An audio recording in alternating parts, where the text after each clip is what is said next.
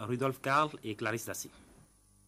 L'Allemagne en deux entités, c'est fini depuis 20 ans.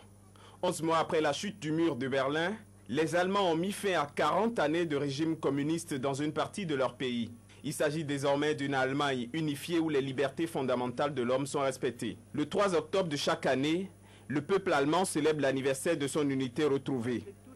Selon l'ambassadeur de l'Allemagne près le Bénin, cette unification est non seulement un cadeau historique, mais aussi l'occasion pour sa nation de s'intégrer plus intensément dans la communauté internationale. Malgré toutes les critiques et réserves, il faut constater que de nombreux progrès en Europe ont été faits.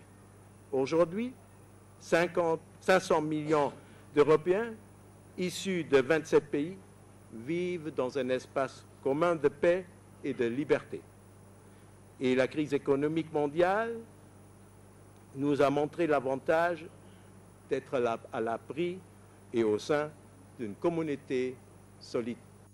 L'économie allemande, considérée comme la plus forte de la zone euro, a aussi soutenu le Bénin à travers ses différentes structures telles que la GTZ, la KfW, le service allemand pour le développement et autres. L'Allemagne intervient surtout dans le domaine de la santé, de l'éducation, de l'approvisionnement en eau potable et de la réalisation d'infrastructures.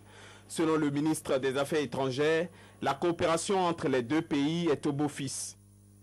Le pont de Porto-Novo a été fait pendant la Révolution par les Allemands.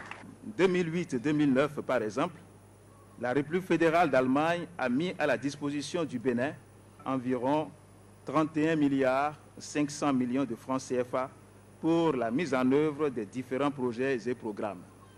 Dans le domaine des infrastructures et le passage supérieur Willy Brandt sur l'avenue Stemez, le troisième pont de Cotonou, les ponts sur le Mono et la Sazoué en sont la parfaite illustration.